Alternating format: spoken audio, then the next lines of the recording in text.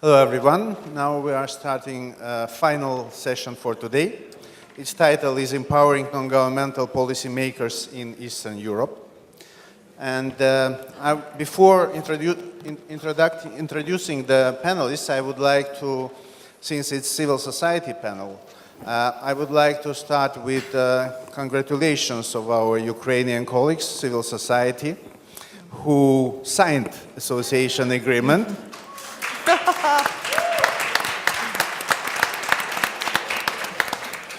And it was my honor to put my signature there with the permission of Ukrainian colleagues.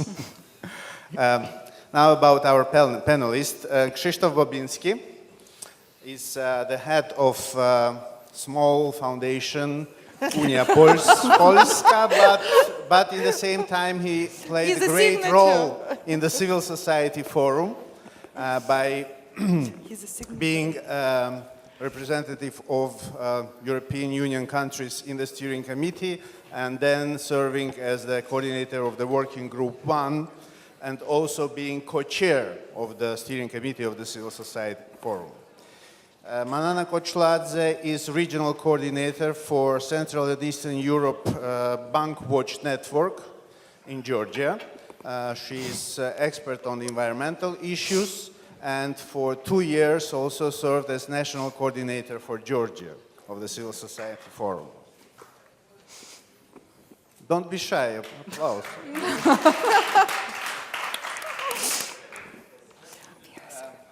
Yarina Boremka is expert on educational and youth policy, human rights and democratic citizenship education and community development issues. And she was very active coordinator of the working group 4 in the forum, a member of the steering committee. And as you know, this working group deals with contacts between people.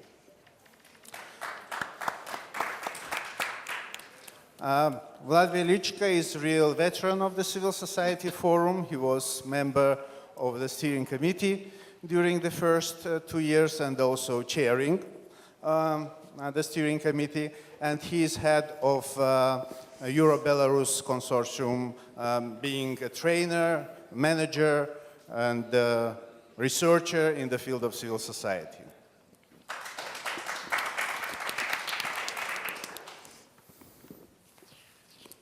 Leila Aliyeva is an expert on conflicts, politics, security issues. She delivered her expertise to many private and scientific organizations, and she's heading very difficult name for me. Azerbaijani think tank called Center for National International Studies, very original name. Anna Golubovskaya-Anisimova is a co-founder and currently the chair of the coordination board of the Ukrainian national environmental NGO Mama 86. Also for 2 years in different periods, Anna was heading and coordinating the working group 3 on energy security, climate change and environment. It is important to mention that her NGO exists since 1990, which is really achievement for our region. So before I put questions to our panelists, I would like to say that I am being president of Yerevan Press Club. My name is Boris Novosardyan. In normal life, I am dealing very much with media researches. So sitting here from the morning, I was automatically doing a content analysis of the speeches. And I have to say that combination of words civil society was the most frequently pronounced. And it was more frequently pronounced that the other combination from the title of the conference, Eastern Partnership, taken together with democracy, human rights and reforms. So this says how important all the panelists of the previous sessions how much they pay importance to the role of the civil society in the whole process.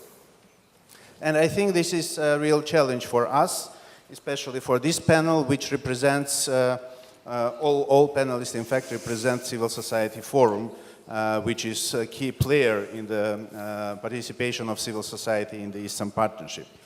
And I would like also to recall that flying here to Vilnius, we started, I mean myself and some of my colleagues from Yerevan, we started in Armenia, then we landed in Ukraine, and then shortly after takeoff, the captain of the plane announced that we are flying over the territory of Belarus. So all the names of the country, given the situation we have now, provide some sad associations. But here in Vilnius, I think we changed our mood and we'll try to be as much optimistic as possible in our answers. And I would like to start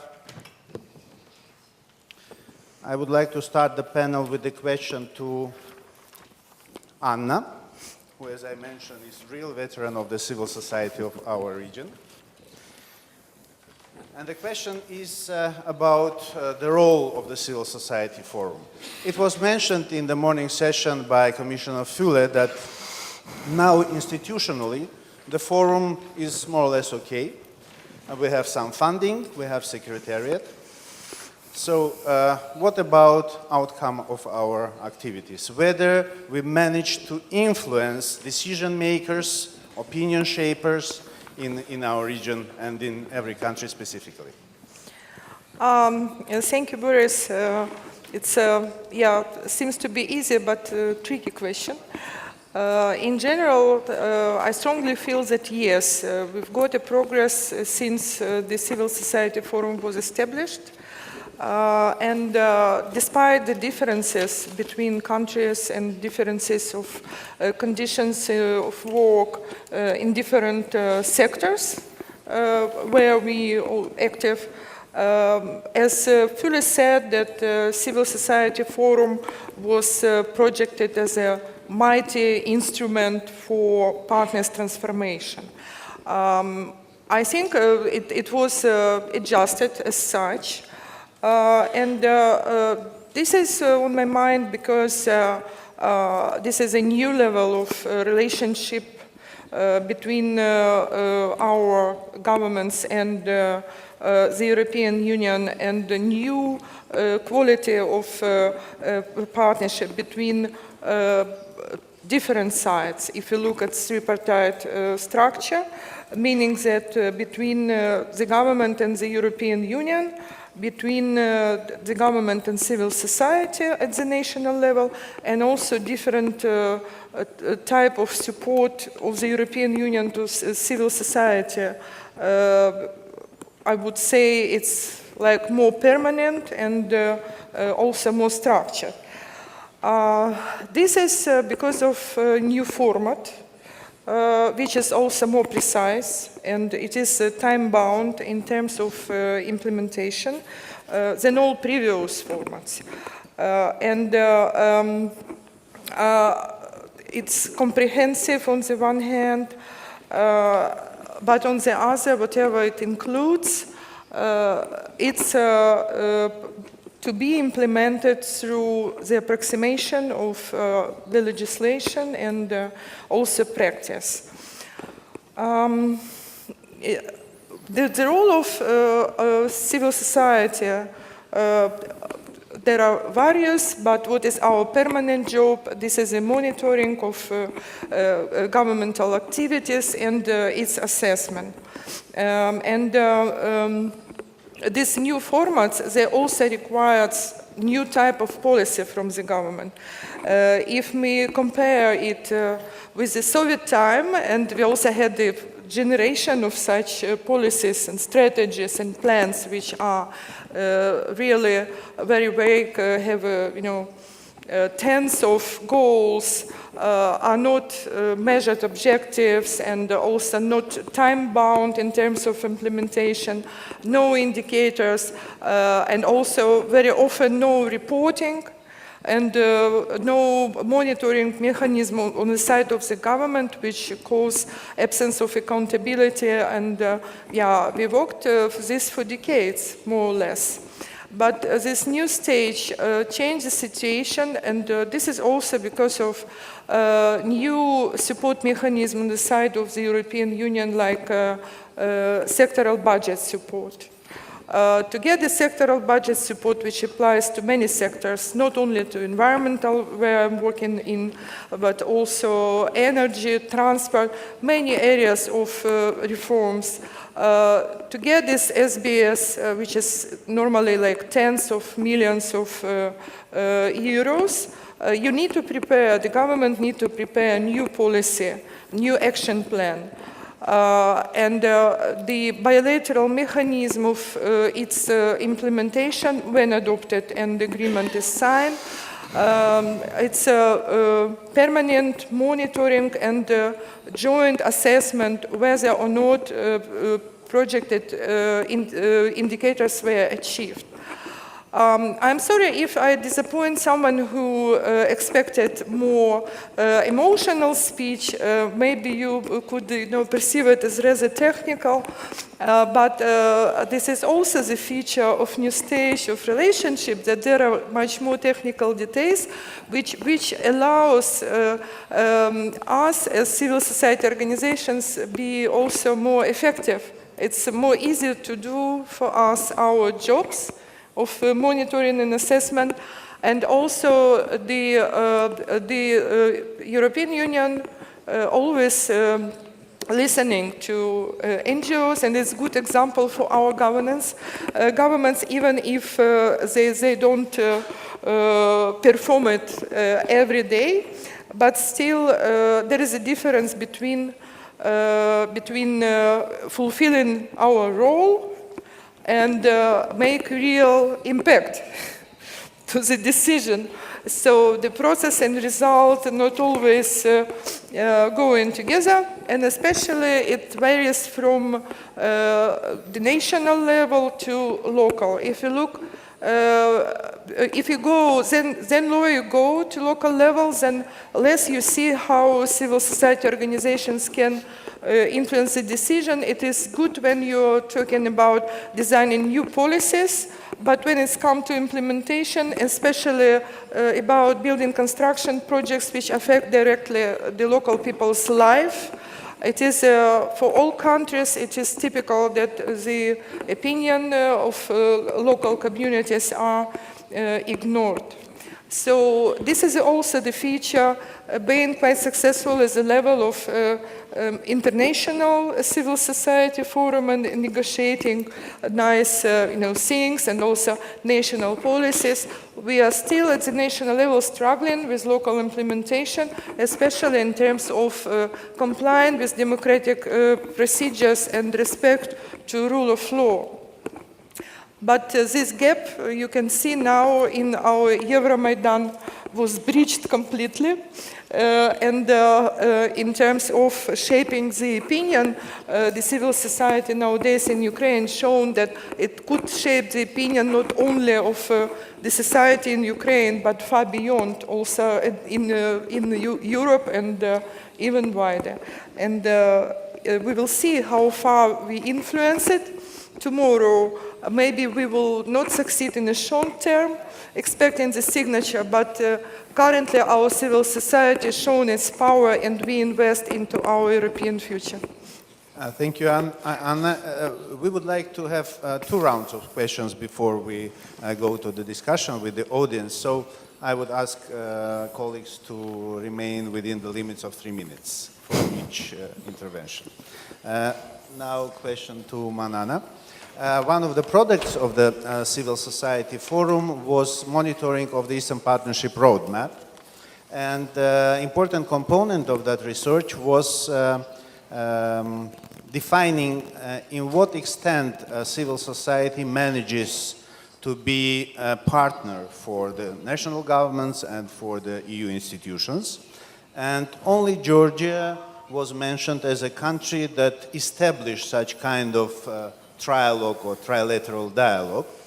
But on the other hand, as Milica Pešić in the morning mentioned, still in the region we are more civil society organizations than a civil society.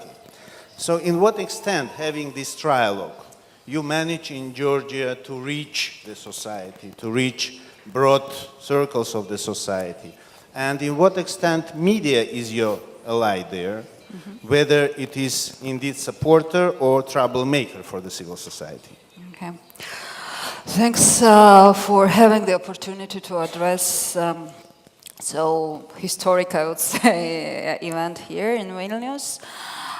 Starting from the civil society in Georgia and the trilogue, it's the really long-term process. The first time we asked for trilogue in 2008, and we will receive the first trilogue in December 10th. So it's really important and a long process, but just to be sure that the civil society are taking this seriously in a way how much it requests. Ask more and you will get more. And this should be really one of the maybe major logo of the Georgian National Platform right now. About media, in any campaigning tool you will give, in order to reach the policy change, you need to have the media as ally. The only problem is that in traditional societies like Georgia or Azerbaijan or Armenia, media may be not your ally, especially where you are speaking about European values or you are proposing something which is very difficult to explain, because what the European integration means, we are changing all our life. Absolutely, from the Soviet past, we are changing to something very unknown and maybe not comfortable at the first glance. But what we really need to not to forget that that another component here, in a way, to have the media as the cooperator, is that the media should be free and media should be educated. If you have no restricted media, it's not possible, even in our cases when European integration was already some kind of the main line. In previous year, when we have this not really free media, there was not so many talks about the European integration, which really goes to that question, how much we managed to get the civil, to transform the Georgian people to the Georgian society. We are still not there, because we still mean the lots of the debates, what the European integration, what are the major values and why it matters. There is some certain class which understands. So I hope that from next year, when we will start implementation of the EU integration communication strategy, which actually was prepared by my colleagues, some of them are sitting in this room, together with the Ministry of Integration, we will manage to achieve a lot, but I think it will take the years still. Thank you. Thank you, Manana. Speaking about products of the civil society forum, probably the most visible ones are our statements. And I have to say that in the steering committee, we always abuse long journalistic experience of Krzysztof Bobinski, who was correspondent of Financial Times in Poland for many years. And my question is, what impact our statements have? Do they reach governments, EU, and any other addresses we try to influence? Well, honestly, I have to say I have no idea. I think that statements are very important because they help to organize the way we think, they help to organize our ideas, they discipline us because we are forced to think about things. They provide a record of what we've been doing. And they build a tradition and a culture in this organization, and the Civil Society Forum does need a culture because it's such a dispersed organization. It does need some place where things can come together. Now, the people in the External Action Service say that they do read these. And I suspect that the Azerbaijan government reads them, and Mr. Suleymanov from the parliament in Baku reads them, because they get very angry sometimes. In fact, they always get very angry when they see our statements. I think that governments in the Eastern Partnership countries do read our statements, but they all pretend that they don't. So it's very difficult to gauge what the effect of these statements are, but I can recommend them. And now that I'm leaving the steering committee, I think that Jeff Lovett will be taking on this role. and he will do it very, very well. So I think that they are very important, and I think in some way they do have an effect, yes. If we would talk about these statements, I would say that during the history of the Civil Society Forum and its steering committee, the record keepers on a number of statements were Belarus and Azerbaijan. But during the last 2 months, I think Armenia and Ukraine were those who got more statements, and this is somehow also a reaction on what Vladimir Sokor mentioned, that even civil society in Armenia is supportive towards decision of customs union. Of course, if he would follow the statements of our platform and of the steering committee, he would not say so. But my question is to Vlad. You have more experience than we Armenians and Ukrainians about living and working in a country that is not going to sign association agreement. So what was the challenge being civil society there, and in the context of your national platform and civil society forum? First of all, I wanted to say about your flight through Belarusian territory. I could say it's not so sad. You can fly, there is nothing sad in going through Belarus to, you should not feel crossing upset. Custom point. Yes. But coming back to your question, I don't think that the specific of challenges and the nature, the context where Belarusian civil society operates is too far from any other country, including the leaders of European integration like Moldova or Georgia. I could say that it's always about the voice of people, it's always about the opportunity to be heard, the opinion to be taken into account. The only difference is degree of problems, the level of problems that we faced. And I think that during these developments of Eastern Partnership as such, and Civil Society Forum as a kind of the shape, the form for civil society voice. I remember that 5 years ago, this program was mostly offered not for the region, but for 6 separate countries, like for Georgia, Armenia, etc. But now I could say that what is really an achievement through these years, I think, at the civil society level, that we are more and more becoming a kind of a regional civil society. So we are, of course, we are still very deep in our local context with Ukraine or with Moldova, or with Belarus, but we are much more open towards the situation in at our neighbors, and I like very much how this dynamic is going on. I just could mention 2 examples. The one about the political prisoners problem, which is very crucial for Belarus and still not solved, whatever statements we make and whatever steps even the European Union does, and still it's a big challenge. Also for Azerbaijan, it was very good example how European civil society, other countries united and supported this statement on human rights violations in these countries. But also it works in both ways. The recent developments in Ukraine, it was very interesting to see how national platforms reacted to it and steering committees. So it was a very fast and immediate reaction from the Ukrainian national platform about situation, clearly giving assessment of what is going on, and even I could say it was quite radical, like, let's go to Maidan.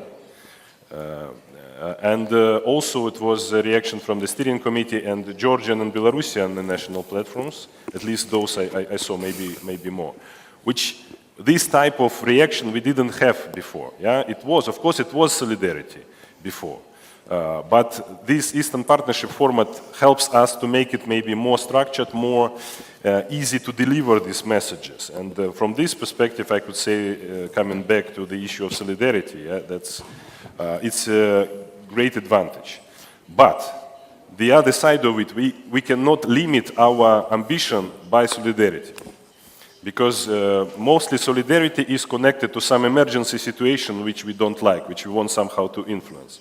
But most of the challenges about development of our countries, about the three-party dialogue, etc., they are laying a little bit further. So our agenda should always be much more perspective, and solidarity should be a minimum program, and maximum program should also be a part of our agenda, not to forget about it. We could follow during all discussions here that, of course, the Ukrainian affairs, Ukrainian case is in the focus of everyone's attention, and I think the composition of our panel reflects that interest. We have two panelists from Ukraine. You had a chance to hear what Anna said, and now I would like to put question to Yarina. There were a lot of criticism concerning Eastern Partnership that multilateral track does not work. So in what extent that multilateral track worked in case of civil society forum, and whether you, being now challenged by not signing the association agreement, need the solidarity about which Vlad was saying? I agree with Vlad about solidarity issues and Eastern Partnership.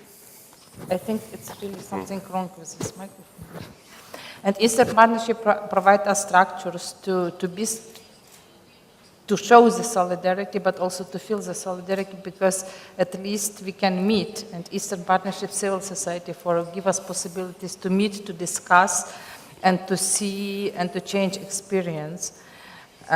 What is important also I think for all the countries in Eastern Partnership region, for those who are at the moment outsiders, so we considered already Georgia and Moldova as favorites, and not to have the strategy lost, because for several years we had European integration and strategical issue for civil society organization. We had in Ukraine a lot of good practices with working with government, working on draft laws and so on, working with the media, providing consultations. Now we need to keep this strategy, not to lose the orientation what to do. It's very important. And the solidarity from the set of other countries is also very important, just to feel this spirit that still, maybe this region is artificial, maybe this region is done by European Commission, but still we feel connections between us and this region. The concept of Eastern Partnership gives us some possibility to make the reforms faster. But what is important now also in Ukraine, what happened in Ukraine, it was about unorganized civil society.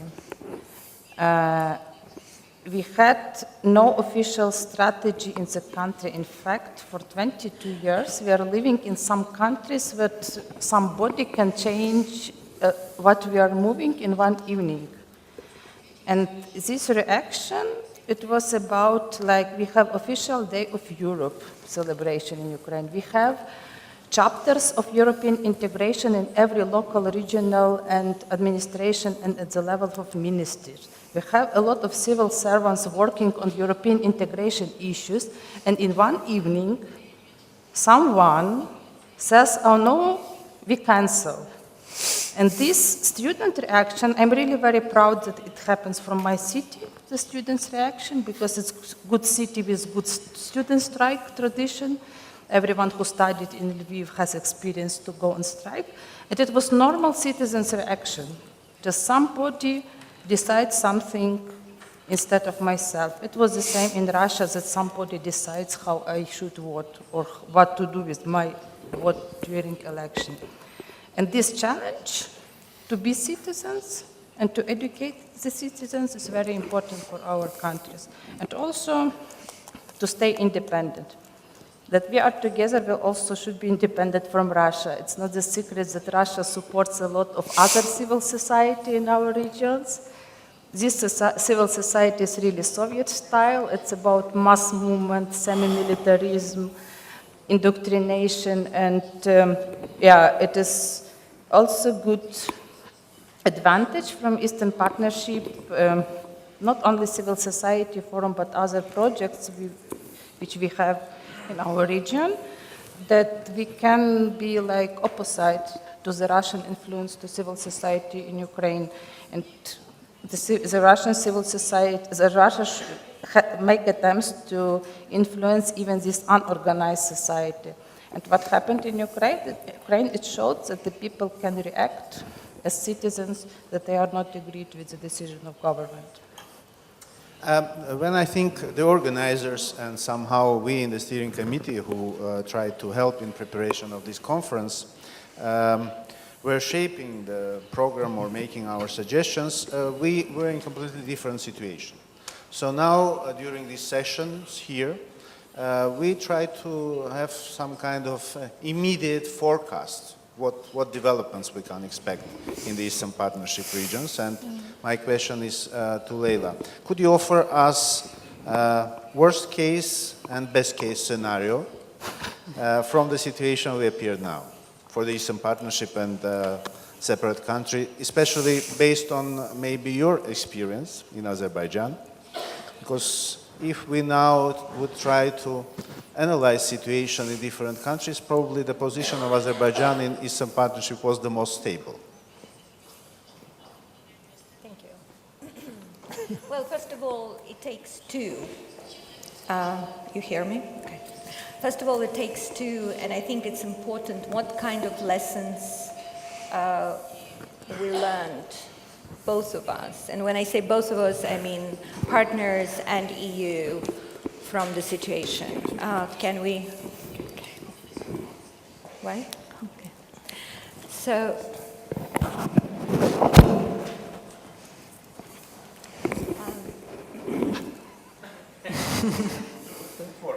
now, do you hear me? No. That's the location. So I think it very much depends on the lessons we learned from this situation. I think it was exaggerated, the individual speed of reforms, the important, because today we heard a lot about that we should apply individual approach, countries are very different, they develop with a different speed. And I just wanted to stress a bit of your attention to that we started in a more or less similar situations in the 90s. Azerbaijan actually was the one who initiated Guam, the pro-Western group of the pro-Western countries. It led the Western-oriented reorientation of the Caucasus by withdrawing Soviet troops from the Azerbaijani territories, first of all 15 republics. Then, this contract of the century of the oil, which granted Russia very little, which basically meant squeezing Russia out of the South Caucasus and Caspian. So Azerbaijan was very active and was, in a sense, leader in practical terms of reorientation of the Caucasus into Europe. But then we came to a totally different situation in 2000. And that's what should be analyzed and what kind of the sort of conclusions we made of that. And when we speak about individual approach, I think it's important not to say that, this country is very slow, they're not interested, so let's give up. Let's replace our agenda with something more easy, reduce agenda, just simple cooperation, strategic modernization, or whatever. And then, in fact, what we're doing, we're depriving the societies from the very important tool and instrument to reform. You are basically denying the society to express, to realize its very rich reform potential by refusing to get into deeper cooperation. And then, as I already said, that's a double track. So it's from both sides, from the side of the EU. Look what kind of European Parliament's opinion we had just last year elections. It was even worse than the Council of Europe, Parliamentary Assembly of the Council of Europe. It was almost at the level of CIS observers mission. So when the European Union representatives say that we do everything we can, but Azerbaijanis that just don't want to reform, or they did not, as Sikorsky today said, he said, you know, they still did not decide their European identity. That was maybe very sincere, but not reflecting the truth, because there are very important interests of EU, and we saw it many times that in case of Azerbaijan, they easily sacrifice their reform agenda for the energy interests. And it's almost a truism now, so it doesn't even need of supporting it. So when we open strategy papers related to every country, we usually find common legacies and addressing these legacies, Soviet legacies, but we don't find very often the individual obstacles to reform, which EU should address. Let's ask what is the specific Armenian problems in its path to reform? Security, conflict, do we address it? No. EU says we're not involved in Karabakh conflict, we're not interested, and etc. Let's ask what is this individual obstacle to reform of Azerbaijan? Conflict, one. We already know that EU is not prepared to contribute to that. But then political economy of the resource-rich political economy based on oil. Is there anything about it? No. Actually, the EU warns seriously everyone from politicizing of the energy interests in the country. And it's one of the biggest mistakes, which keeps the path which we follow still, and we're delaying our reforms. So on this note, I would like to stop and maybe take the other round. Okay, now I hope the audience still have patience for the second round of questions to the panelists. And I would start the second round with Leila again. And my question would be, during yesterday's off-the-record meeting and also some sessions today, we heard different opinions with some elements of optimism and some elements of pessimism about the future of the Eastern Partnership. Those who were optimistic were saying that at least now the countries that members of the EU who were not very much supportive to the Eastern Partnership understood how important is this Eastern direction of EU policies. And those who are pessimists are saying now when Ukraine is out, Ukraine being a core of the whole initiative, now there will be no more interest from countries who were not initiators or the main engines of the process of the Eastern Partnership.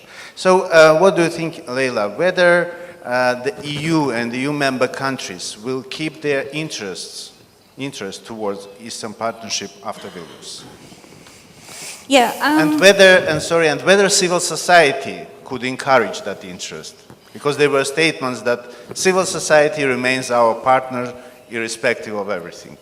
First of all, I would like to characterize the context of this stage of international relations. Well, first of all, a month ago, I heard Andreas Gross, the member of the European Parliament at the Warsaw Dialogue for Democracy, one of the few who resisted caviar diplomacy, by the way. He's an extremely decent man. And he said that democracy is on decline, and it's on decline not only in our part of the world, but also in Europe. And one of the proof is, again, this caviar diplomacy, success of the, or failure of Christopher Strasser to adopt his report on political prisoners in Azerbaijan, failure to adopt it at the PASE Assembly, which is quite a shame and very unfortunate, because right after that, we had a renewed attack on the basic freedoms, and many more political prisoners appeared in Azerbaijan, and there are up to 18 now, bloggers, journalists, and activists who were acknowledged, recognized as prisoners of conscience. You know, Anar Mehmedli, who was a steering committee member, could not come to the country. We hear about imprisonment almost daily. And the bloggers are given sentenced up to 9 years. So the democracy is on decline because Christopher Strasser failed to adopt at the PASE Assembly. European Parliament adopted the CIS type of praising very fraudulent elections of Azerbaijan just a month ago, and other, because of other indicators. But very recent event with dropping off one by one the Ukrainian, Armenian leaders is also the indicator of the failure of the EU approach in the major methodological approach to Eastern Partnership. Their extreme reliance on their agreements with the elite without the sufficient participation and conditioning the process with the great delays of the society. The leaders of these countries appear to be vulnerable to external manipulation. And the question is why they're vulnerable to this manipulation. Well, to a greater degree, they're vulnerable because of the domestic problems, because either their questioned legitimacy or waning legitimacy, or the lack of democratic vision, the fear that they may lose their grip on power once they are part of the European Union. And in order to address that, I think if we learn this lesson as the one that we should include, we should really politically empower civil society. Like, for instance, I hope next summit will have an overlapping events, or we can join the official summit. The whole group can join the official summit, and we can do it together rather than having, our meetings separately from each other. So that will be a real empowerment. That's my thought. Thanks, Leila. After September 3, when Armenian president announced about the intention to join customs union, we had a lot of meetings with EU officials in Armenia, and we were told that they recognized that Armenian civil society is the main victim of the decision of the president, and that Armenian civil society will be not left alone in this hard situation. So I guess the same is now being said to Ukrainian civil society organization. So Irina, whether it will work if EU says that they continue considering civil society as the main partner in our countries? Just now I remember one discussion in social work, in Maidan social networks, that the people support the opinion that after what the government has done, nobody will trust us. In fact, the people are ashamed about own country, that is really, really reflective and can lead to other better developments. But yeah, the hopes that the European Union will not leave us alone will give some inspiration not to go to depression. From other case, what we heard yesterday in off the record session and today, that not to leave alone Armenia and Ukraine, it means to have very strong statements against Russia. And I think now it's very clear. And I don't believe that there is real political consensus in EU, because this step will be really sharp and also dangerous for policy developments in European Union. So not to leave us alone, it should follow the answer with whom. And I don't believe that it is really clear now. The demonstration shows that, okay, the people are demonstrated at something, and it's about the people, it's not about the gas and oil. Finally, the people are living in this country, not the energy sources. But still, I think after this message, we should hear some other message, like what about Russia, who will try to influence and who choose as first country Armenia and second one Ukraine. Vlad, in Belarus, you had the situation which we face now, I think in Ukraine and Armenia, or probably we will face it, when the civil society was recognized by EU as the main agent of reform, of European integration, and even a privileged partner. How it worked in your case?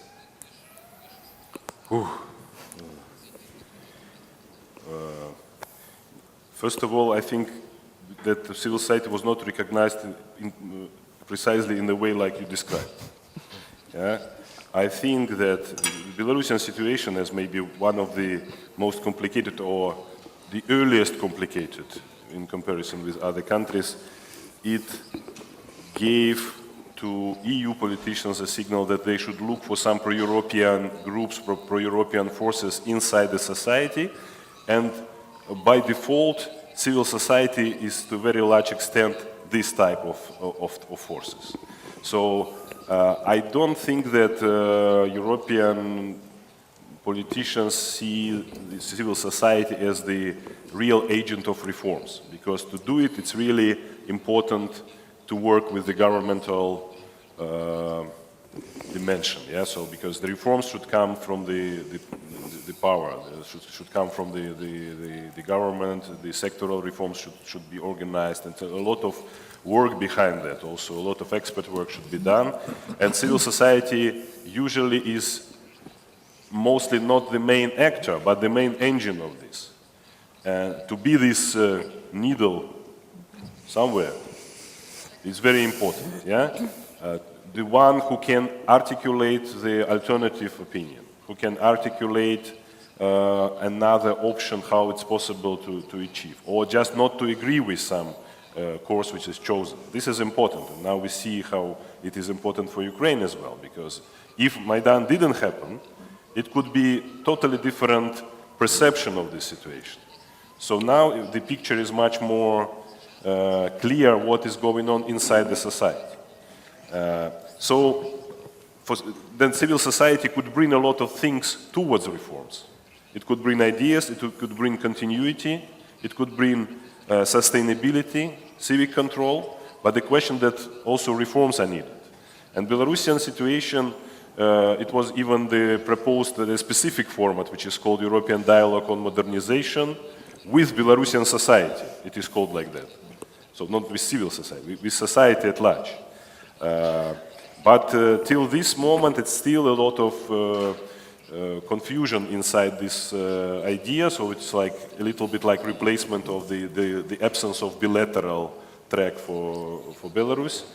And there is no political will from the governmental side to be a part of this round table. So that is why it's very difficult to say that this approach can work fully in Belarusian context. But again, I think that we should be very far from this self-censorship and self-pessimism. For example, saying that we are victims of such unfavored developments, etc. Yeah, not to self-victimize ourselves in this situation. Yes, this is a challenge. I don't think that Ukraine is closed, for example, for Eastern Partnership, and in this agenda, a very large role goes to civil society, to people, to civil society organizations. And even in the much closer societies like Belarus it's the same. So also this is the reserve of the society for the future, and societies like ours, they all the time face dilemma. We are not able from the civil society side to initiate reforms. We don't have this capacity, don't have this power. But what then should be our main mission or main agenda? Should we just give up and say, okay, let's sleep and wait when the moment comes? Then for sure we will lose this moment. Yeah? The question is that we should be ready to the moment. I mean, in all different perspectives. Be ready with our experts, with our approaches, with the reforms which are relevant to the moment, and we should be also very attentive to the context, and also to be attentive to our neighbors as well. Not only to think about only our internal local context, and again, back to some of the achievements, I think that this Eastern Partnership format gives this opportunity. Of course, the audience knows that Civil Society Forum consists of NGOs or civil society organizations, both from Eastern Partnership countries and from EU countries. And since Krzysztof Bobinski is the only one in this panel who represents EU countries, I would like to ask whether the civil society in EU countries is able to preserve interests of their governments towards the Eastern Partnership as an initiative. What do you mean, preserve? Or keep, yeah. Just keeping the Eastern Partnership To keep, Yeah. interest. Okay, sorry, yeah, I was waiting for the microphone, but I have it on me.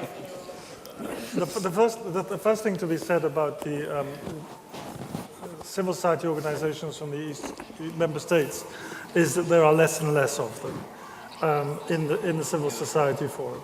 Secondly, they are limited to less and less countries. At the moment, I think it's really Visegrad, but almost without Hungary. It's Sweden, and a little bit of Germany, and that's about it. The French, who aren't my favorites in all this, send a few. They sent an organization for helping children, and they're very keen on ombudsmen.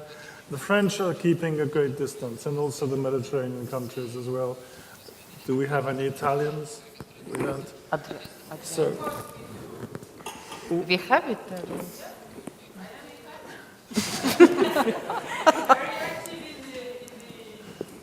yeah, you are, Antonella. You are actually very, very active, but you are alone, and you're making up for everyone else.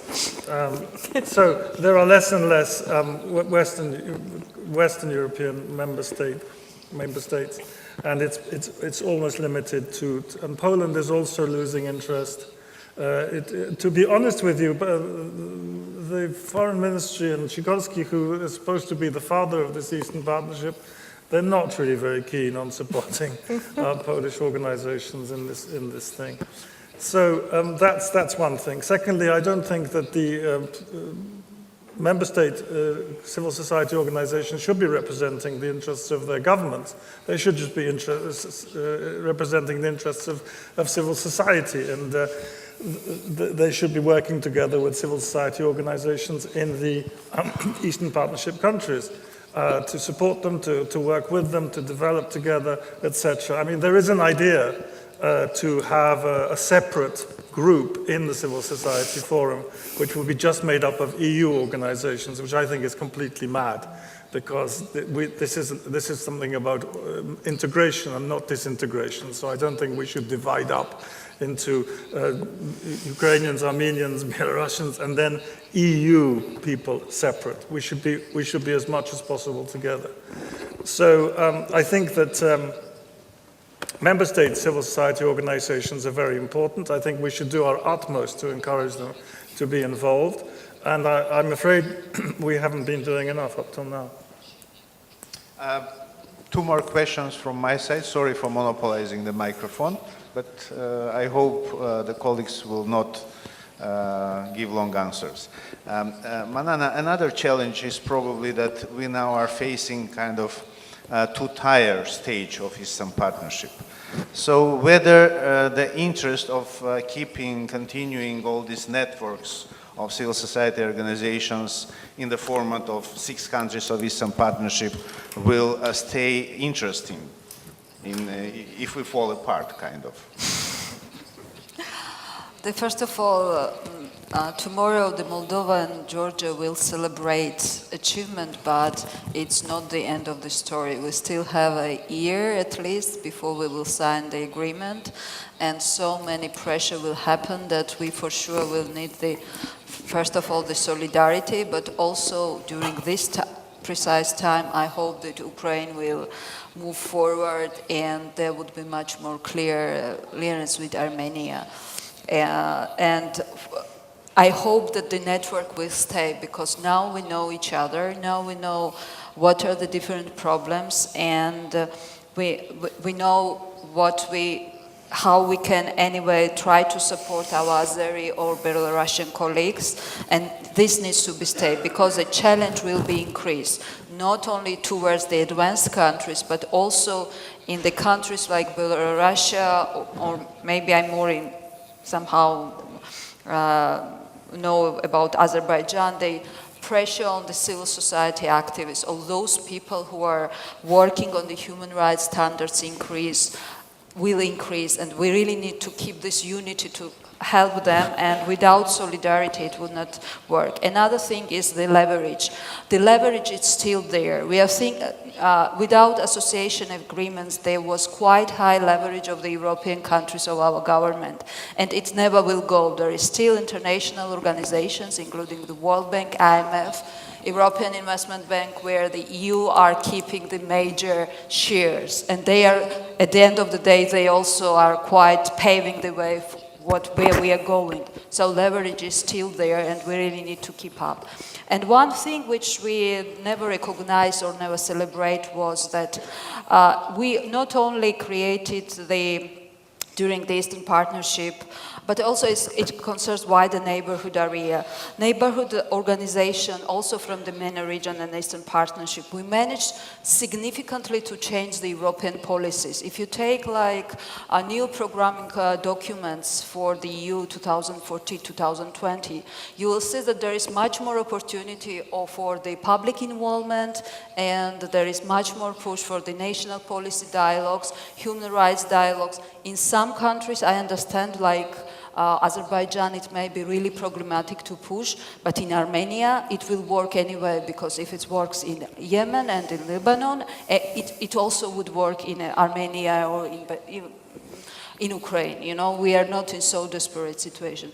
Maybe for Armenia we really need to think to find out the leverages where we can and what we can ask the European Union, because we understand the energy security is the priority, but it shouldn't undermine the right of the Azeri peoples to have the democratic country, and this should be really balanced. And actually the EU own development policy requires that, I'm not speaking even about the Lisbon Treaty, that any action of the EU should really lead towards the increased human rights standards and bring sustainability. I would like to continue what Manana said about the possible involvement of more international organizations in our region. And during last years, probably with this engagement of civil society in all Eastern Partnership initiatives, the other civil society development organizations were kind of shadowed. So what role they can play now when we are in the new stage of Eastern Partnership? I mean UN, Council of Europe, OSCE, even US organizations. Yeah, first of all, I would like to say how I do perceive this difference on influence for reforms in our countries. My origin, I was working in the environmental field. And in fact, in Ukraine, because of Chernobyl, practically all the civil society movement was emerged from anti-Chernobyl and environmental grasp.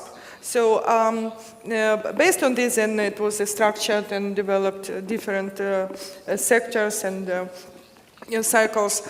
I learned a lot of working with UNECE, because it's among such international organizations as, for example, Council of Europe or, partially also SCE, who has multilateral environmental agreements of different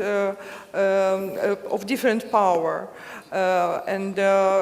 In compare with the Council of Europe, for example, 5 conventions, environmental conventions of UNECE, 2 out of them, which is a very important Aarhus Convention on access to information, public participation and access to justice on environmental matters, and also ESPA Convention, which also pay a lot of attention to public participation, but on the procedure for environmental impact assessment in transboundary context including. Those 2, they have compliance mechanism. Because in the end, when we are talking about reforms, we want to have a clear plan. It should be time-bound, and what I told it in the beginning, and of course, it's likely supported also with finances. So all those international organizations have an international cooperation mechanism. They aims to improve the international standards and harmonizing policy in the region among countries members. And the conventions, that's stronger because it is legally binding, but in the best case, they could help in the reforms via compliance mechanism, because this is general. They don't have national implementation instruments. And countries in compare with Eastern Partnership also couldn't be compared between themselves, because it's like every country has their the system has an international system respect to special conditions and special peculiarities and obstacles of each country. So the even convention, this is still framework, and in our case we need additional mechanisms to be adopted in order to guarantee the compliance with those paragraphs which are listed in any document, even Aarhus Convention, which is quite particulated, but still it is not procedure. So even using a compliance mechanism, every citizen or NGO could complain to compliance committees, and meeting of party could adopt the decision. Country could receive sanctions like caution or something, and then it's given to the country and given some terms. Normally, until next meeting of party, it's like 5 years to improve. And actually, in the case of Ukraine, it could last forever. We already have the 3 cautions. While when you look into the association agreement, there is in case of Ukraine, we have Annex 29. There are a set of directives which by themselves are procedures, in fact. And in comparison with our countries, it's different system, and it's fully horizontal legislation which supply for good environmental governance. So, of course, while external incentives have always been most influential for reforms, especially in the field of environmental protection in post-Soviet countries with all heavy legacy we had. But the EU is the most decisive incentive due to the nature of this cooperation and the monitoring and the reporting mechanism. So that is why I think maybe the influence of international organizations to our reforming process was a bit less visible during last decade, since this neighborhood policy came to the stage of Eastern Partnership deepening. But even I think, we don't know, of course, still we will know tomorrow about Ukraine, but I believe that due to many reasons, not only depending on this decision of the government, The process already on the path, which is very difficult to turn out. Like Irina said, many people were working. We just, on the day when the Cabinet of Ministers announced its decision, we just finished training for senior officials on European Union environmental policy and legislation. I mean, just we're going step by step how we will implement this association agreement. And I don't think that it's somehow, it will be slowed down, but I don't think that the place and impact will much decrease. Thank you very much. Thank you, all panelists. And now questions from the audience. Please, you, then Stepan. My name is Walter Kaufmann from the Heinrich Böll Foundation in Berlin. One short comment: if you look at the gender balance of this panel and you compare it to the first panel we had today with 8 men, you will have one more proof that civil society is well ahead of the political establishment, both in the EU and in the Eastern Partnership. The question, reality check, Eastern Partnership, if you turn it onto yourself, onto the Civil Society Forum, I'm interested to what extent have you managed to reach out to your domestic constituencies? Is this forum, Idea Civil Society Forum, still a closed shop, as it had been criticized by many, I remember 4 years ago? Or is Ukraine now, what do you do with this huge success? Yeah, you have, there's of course a very bad political development, but on the other side you have a huge mobilization success. How will you explore on this success? Yeah? What will it change? Will there be more civil society activity on this particular question of Eastern Partnership? What about Azerbaijan? Yeah, so it's a question to you. How do you assess your own success in reaching out to your public? Thanks. We will take some more questions. Stepan, please. Григорий Степан, я из Армении. Значит, я так обратил внимание, что об Армении много говорят, но в эти 2 дня ни одного панелиста из Армении нету. Поэтому я хочу немножко заполнить и некоторые сломать стереотипы об Армении. Ну, во-первых, в Армении не такая безнадежная ситуация, как я вот услышал на прошлых панелях. В Армении действительно политическая оппозиция не выступила против, но это не означает, что в Армении нет общества и нет политиков, которые против такого решения. В Украине Армении тоже не выступила коалиция. Очень 3 сентября против этого решения. Надо поставить вопрос, а это оппозиция армянская оппозиция ли? Это первое. Второе, я с Борисом согласен, что в армянском гражданском секторе мы большой шум подняли в Армении, были выступления, и сейчас идет дискуссия по поводу того, что это неправильное решение. Поэтому немножко об Армении я хочу уточнить вот ситуацию. И по России. Я вот очень часто вижу, как армяне из разных стран мира всегда защищают Армению, и выстраивается такой стереотип, что мы все там за Россию. Значит, я хочу сказать, что Россию вовлекать в восточное партнерство бессмысленно. Эта страна знает свои интересы, руководство жесткую политику ведет. И посмотрите, там, где России надо, она великолепно работает с Евросоюзом. Посмотрите на проекты северные, Россия, Евросоюз. Значит, в вопросе восточного партнерства у них другая позиция, поэтому вовлекать Россию в восточное партнерство бессмысленно. И последнее, что хочу сказать.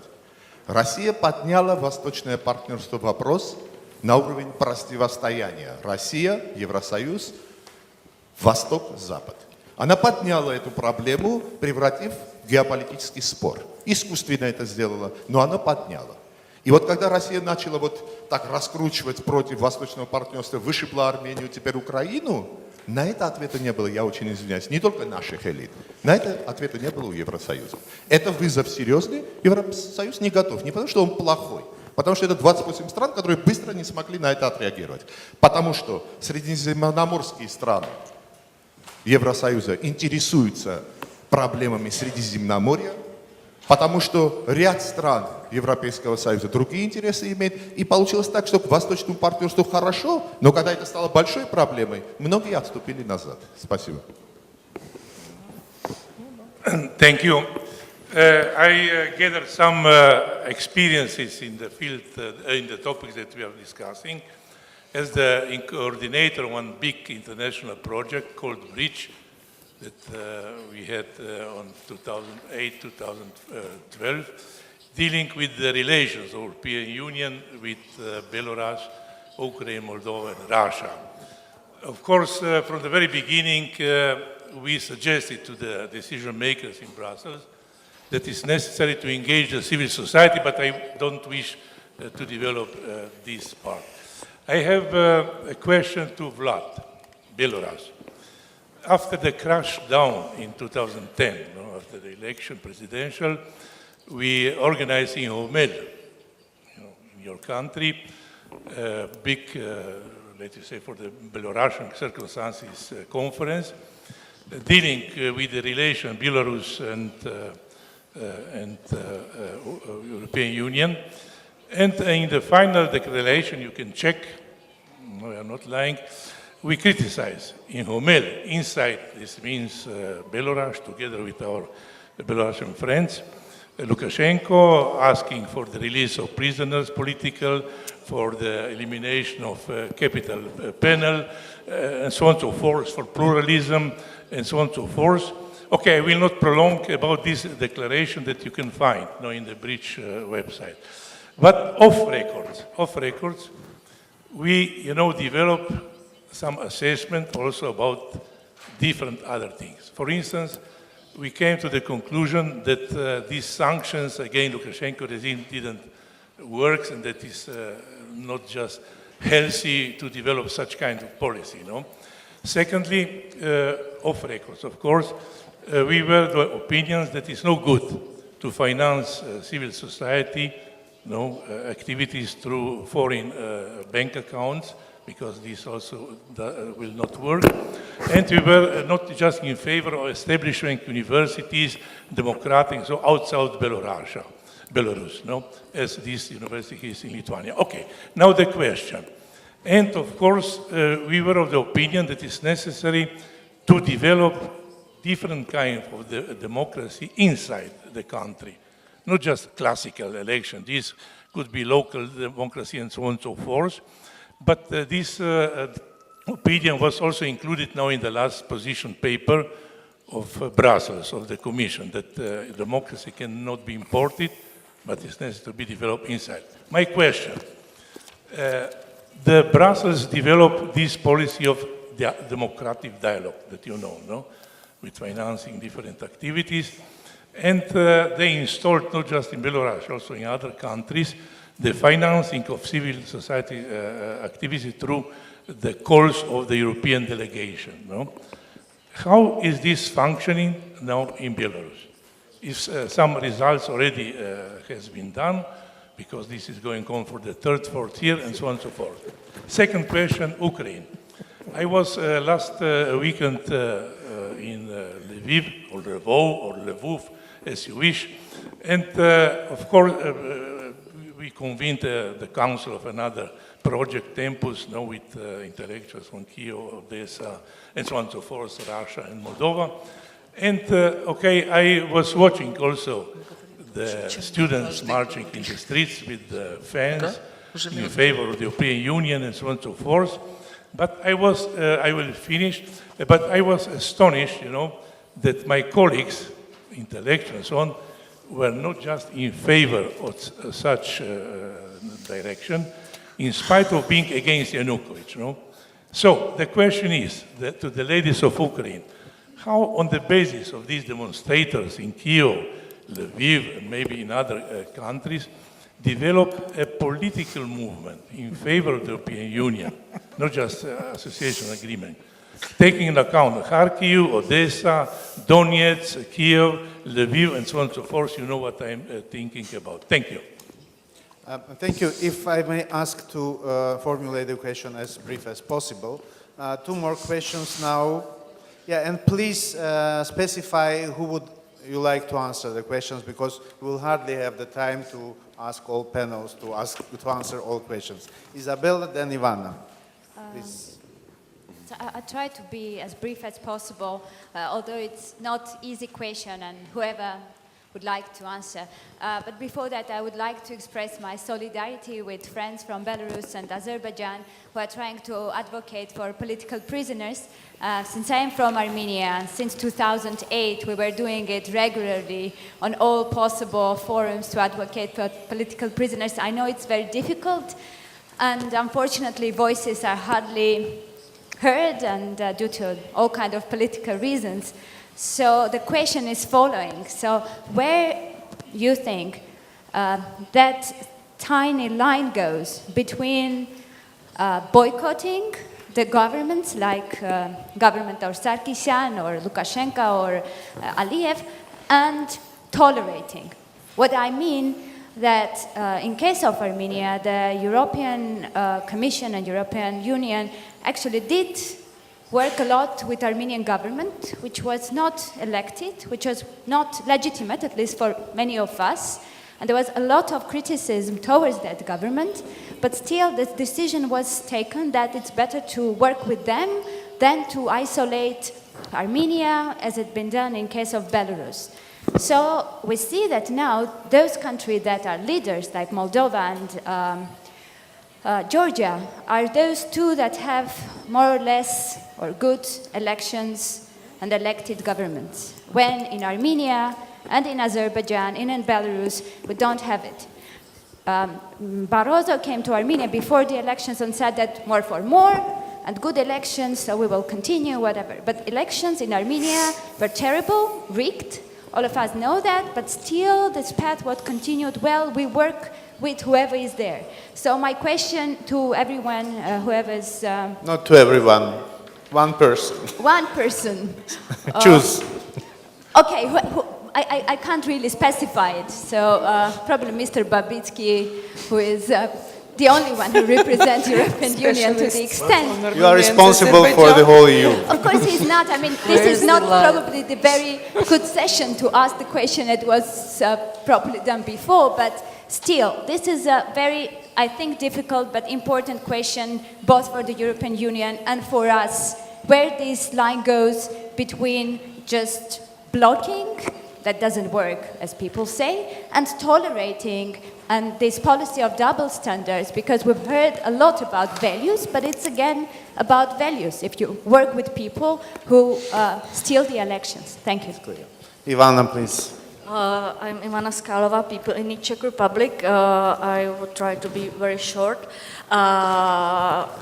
There is also a great job done already in 6 countries of Eastern Partnership, but in 4 of these 6 countries, there is still some work remain, some issues to resolve.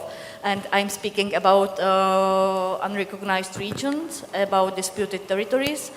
And I would like to ask representatives from these countries, it means Armenia, Georgia, Azerbaijan. Unfortunately, there is no one from Moldova here presented. Is your civil society ready to work with your colleagues from disputed territories? Is your civil society ready to include them in your work and into your organizations or platforms national? So that's the question for, I think, Boris, Manana, and Leila. Thank you. Thank you. And one more question from Antonella. I think this was for you, this particular Thank you very much, Boris. I disagree with the fact that the European civil society, EU civil society, is not interested in the Eastern Partnership. I attended the Civil Society Forum in Chisinau. We had a long list of EU representatives, many of them, of course, from the areas and the countries which are bordering the Eastern Partnership countries for obvious reasons. But there are many other big networks present in the meeting, so I don't know why Christoph is saying that there is no interest from the civil society side in the EU in the Eastern Partnership. There were 15 people candidating for the EU coordinators. during the Civil Society Forum, and I feel offended representing an organization with 160 members in the EU countries very much involved in a daily basis to promote exactly what the Eastern Partnership process is promoting, to say that all of this is basically irrelevant. So the point is that I think it's really important that the civil society in the EU is involved in this process, that we should motivate and make sure that they are involved and give them all the possibilities. Because indeed, as it was expressed in Chisinau, the fact that the EU, which is not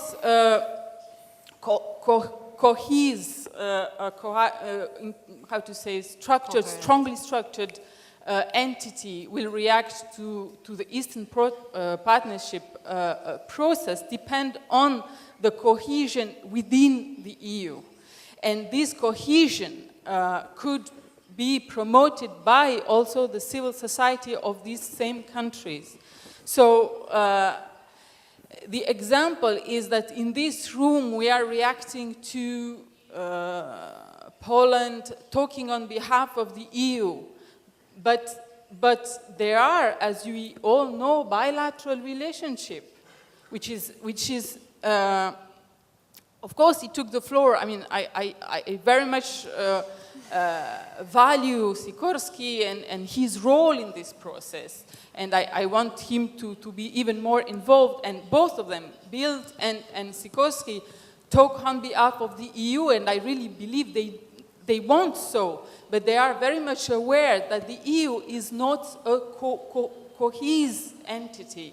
So what will be decided tomorrow, it's not only Poland, Czech Republic, and so on, it's all together. So we need to work on civil society as well in the EU to raise the attention on this challenge of the partnership. The last point, and then my question, Boris. It's very difficult, I think, for the Eastern Partnership countries to relate with a process which is the EU-led, like the Eastern Partnership, and then bilateral relations. Because, of course, Russia, we spoke a lot about that, will react to the EU in a way, and then my country, Italy, for instance, is establishing very, very strong relationship with Russia in these days. They signed 28 agreements yesterday together. So we have this ambivalent relationship. Now my question is, what do you expect the representative from the partner countries, from the civil society in the EU? Thanks. So I would now ask our panelists to address those questions which excited you more, not all of them, please. Starting with Chris. You have mic. Oh, I have, yes. Can you hear me? Yes. To the last statement by Antonella, if you feel offended, I apologize by what I said. I mean, I apologize. The question over there about double standards and tolerating, I think it's a very, very important question to which I do not have an answer. But I started thinking about this when I spoke to an assistant of one of the MEPs a year ago after the Russian election. And he said, we in the European Parliament have criticized the Russian election for not being fair in 3 separate resolutions. And then we get on the plane and we fly to the Duma and we talk to them and treat them as if they were normal MPs. And so what are we doing? We're saying, first of all, they were illegitimately elected, and then we treat them like legitimate members of parliament. So what is going on, really? And that is a question it's a question of legitimacy, but it becomes a philosophical question, actually. Is a law which is passed by illegitimately elected lawmakers, is that a real law? And should the citizens who have been whose election has been stolen from them, should they be bound by that law? It's a very difficult problem because the answer is either that you don't take any interest in politics and you just give up and go into stagnation, or it leads you to revolution, actually, because you begin to not respect the laws that are passed by these assemblies. If you know if you can answer that question, then please let me know, because I think it's quite an important question, but I'm only at the stage of asking the question. A corollary to this is what Leila was talking about the MEPs who have been observing elections in our countries and the members of the Parliamentary Assembly of the Council of Europe and the Parliamentary Assembly of the OSCE, who quite evidently have been bought by the governments whom they observe, and they give these ridiculous verdicts on the elections. What is happening here? And what is happening here is that these politicians from these Western or European assemblies are actually destroying the legitimacy of their own institutions, which is actually a small tragedy, and this must stop. And this actually we can do something about in the EU member state civil society organizations. We can do this, because we know who they are actually, because they're not even ashamed of it. So, so that's my not very good answer to your question. I hope it makes me feel better anyway. Thank you. Thanks, Manana. I will start with the shop is closed or it's open in terms of the national platforms in our countries. The countries differ with the arrangement of the national platforms. It's issue of the sovereignty, I would say, but in general it's quite open despite all this criticism. Maybe it's not so far-reaching as we would like to see, at least I would like to see in Georgia. From one side is also lack of the capacities and the knowledge. For example, how the regional groups can be really involved, and they feel that this EU integration is something for more advanced groups working on some general issues on the state level. And we already start to think how to address this issue also with the delegation, and one of the idea is to really try to test the partnership principle on the regional level under the regional sectoral support program. So we will see how it will work, because partnership principle in different EU countries works in different ways. So we even couldn't take the model and say, let's just try to adjust this model for Georgia. And then maybe we can also try. I know that same kind of the thing will be starting in Ukraine, so we will try to look and share experience how we can really go and show to the grassroots and the regional organizations that EU integration is something here. It's not happening in Brussels or in Kiev or Tbilisi, but it's happening here on the regional level. And one thing which I would like to answer the Antonella, what are you expecting from the EU groups?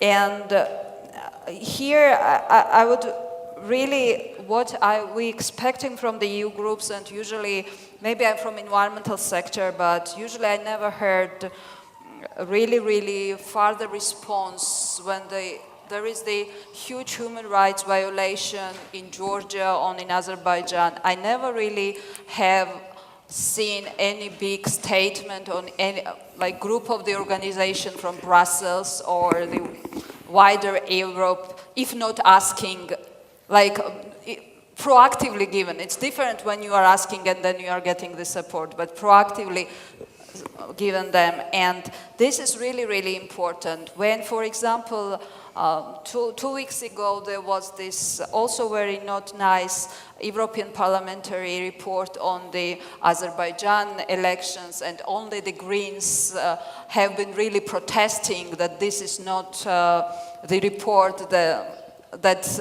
European Parliament should pass through. We don't see any kind of the statement of human rights groups saying that, come on, it's the European Parliament, you really need to keep your image and renommé, and you should really try to work not to really accept this kind of the reports. Also, we don't really see the real interests in general about the neighborhood problems. You know, I'm speaking now on wider neighborhood, because often we say that trade and economic issues are overriding the human rights and real development agenda. And again, there is very few groups, mainly from the Greens and like environmental perspective who are really trying to oppose and trying to say that the real development, it's not the pipelines and transmission and interconnectors, that the real development is when the people where they are living are getting the local economy self-sufficient, and this is the real development, not something which is really serving the EU energy demands or some other type of demands. So these are the things we are expecting from the EU groups, that you are doing more analysis and try to push the European policymakers to implement the Lisbon Treaty and implement development consensus, which is still not in place. Thanks. You are not obliged to speak, all of you, so you decide. If you want to react on any questions, then welcome. So let's go by please, Yarina. So I like this question. It's about double standards and boycotting from other perspective, that actually it's also about the line and how far you can go and where you can cross. I think in some cases, in case of Ukraine, this line about human rights and selective justice, it was crossed. And that's why it escalates, that the people actually haven't believed that selective justice is not about Tymoshenko, it's about other people having cases in the court and having their rights for justice violated. So that's why if it is crossed, then we see the consequences. And what we expect from civil society, from EU group, actually I expect to have more diverse group of EU organizations involved in civil society, but it is, for the end, it's also one good sentence from the before Maidan discussions, in general from civil society of EU, we expect less coffee breaks, more grassroots work. Vlad? Yeah, I have several reactions, maybe a little bit long, but I find it important. First to Walter about the reality check of Eastern Partnership. Being short, it could be seen in different questions how to diversify this reality check. Has civil society forum happened as a stakeholder of Eastern Partnership? Yes. Can we see Eastern Partnership as a success? To some extent. Yeah? And have we reached our goals through Eastern Partnership? Not yet. For me, it's only the beginning of the process. But also I would like to come back to the phrase which came from Commissioner Füle in the morning, which in fact made me very angry. It was about that Eastern Partnership Civil Society Forum should not be Brussels-driven anymore. For me, I'm not Brussels-driven, and I wasn't Brussels-driven, and I never saw that the work which was done within this frame was Brussels-driven. And to me, it was very challenging to hear it from the Commissioner's side. Of course, it's about infrastructure, it's about communication, it's about a lot of connections with Brussels, but I don't agree with seeing it in such a way. And I would like to go to Stepan, yeah? To Stepan's comment about situation in our region, because I think that we are now, it was a question of previous panels about what will happen Monday. I remember that in the beginning of Eastern Partnership, it was a very clear statement from the European Commission that it's not anti-Russian initiative, which is true. But during the recent years, we can very well feel that this initiative is going on in a very competitive context. Yeah? The space is not empty. The offer is not given for empty space where no other offers exist. And it means that for us it's a challenge, but also it's a challenge for European Union to think if Eastern Partnership is a strong enough offer, if Eastern Partnership is really a strategic offer to deal with this Eastern Partnership region. And I think that it requires, in fact, new strategy from the European side. And I don't think that more for more principle really works in our context. At least this version of conditionality, in my opinion, is not really successful. It's very difficult to respond to the question about the Belarus because it was a lot of different layers in it. But I could say that, of course, situation of 2010 totally divided two different periods of reality of Belarusian Eastern Partnership. And since 2000, if we compare 2010 and 2013, today, I could say we will not find too many differences. Political prisoners are still in prison, those who were put there in 2010 or 11.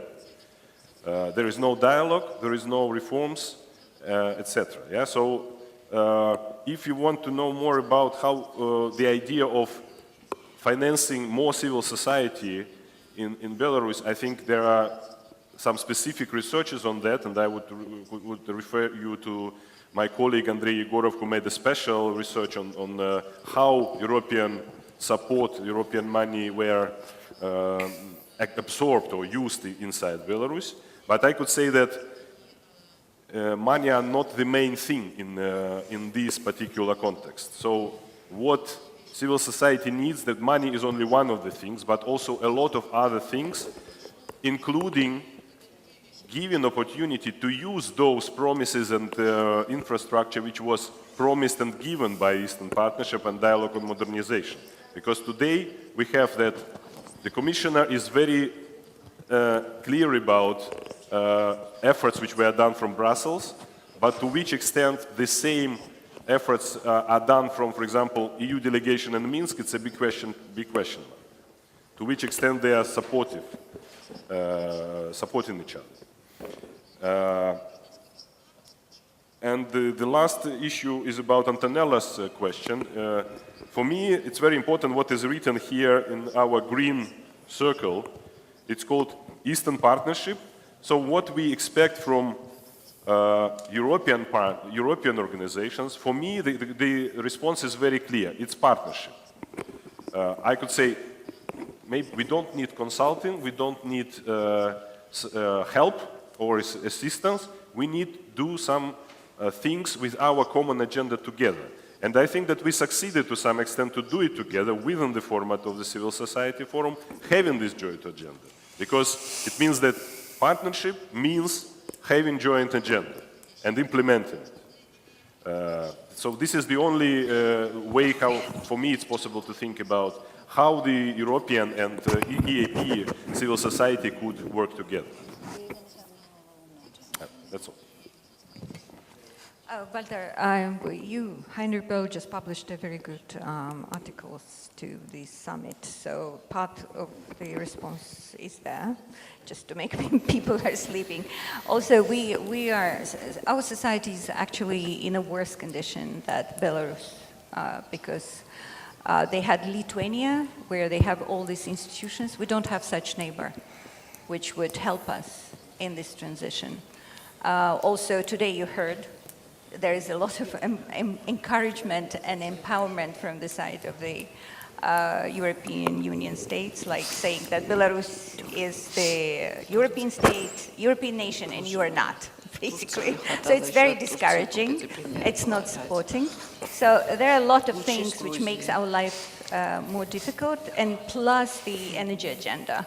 So, but people say that many foreigners who come to Azerbaijan, they say we have high respect for your nation, for people, because in spite of all these difficulties, you still have a very vibrant civil society.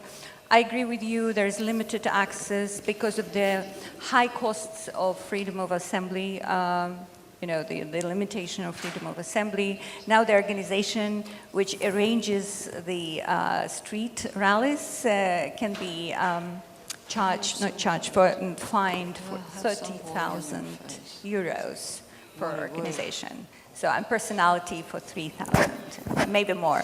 But if you watch the guys who were here, the leaders of non-registered organization, they were always on a computer, on internet, sending the information immediate information. They're always there, so they're using intensely IT, all the methods, you know, which you can do. I don't know, that's what we actually lack. We lack probably more creative methods of having access to the greater layers of population, and maybe we need more networking, so we would get more information how to get it, more help, how to be more creative, more inventive regarding of, you know, mobilizing support in the dictatorships. That's what we need. Anna?